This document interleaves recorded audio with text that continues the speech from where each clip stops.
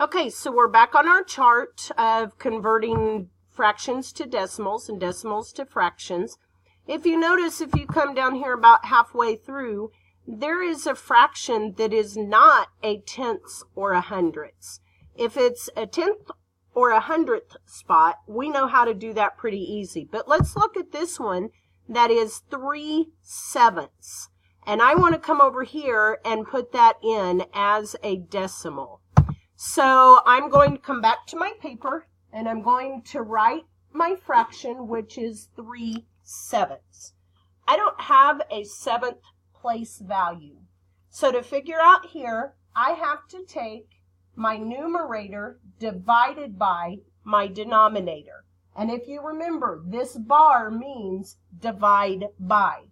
So we're going to turn this into a division problem. It will be 3 divided by 7.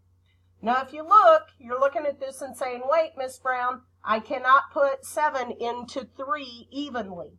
That is correct, you can't. But remember, we're trying to put this into a decimal.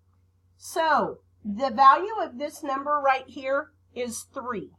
If we add a decimal and add some zeros, that still makes the value of this whole number 3.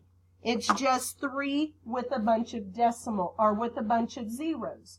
So we're going to go ahead and add that decimal, add a couple of zeros, and now I can do some division.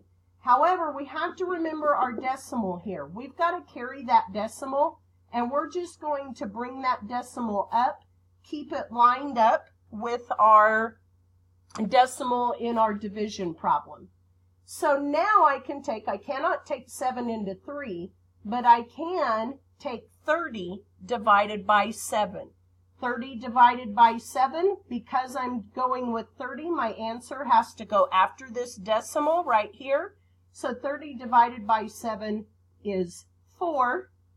4 times 7 is 28. Then we're going to subtract.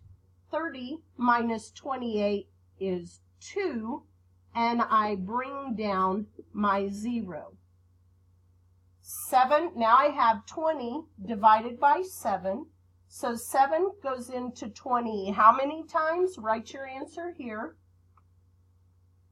That's right, it goes in 2 times. 2 times 7 is 14. I have to subtract 20 minus 14 is 6. I'm going to bring down my other 0. So now I have 60 divided by 7.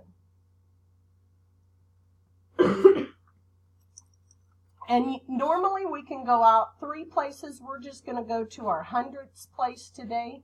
So your answer is going to be 42 hundredths. So you need to come back to your chart and go to your decimal number, and it's 42 hundredths.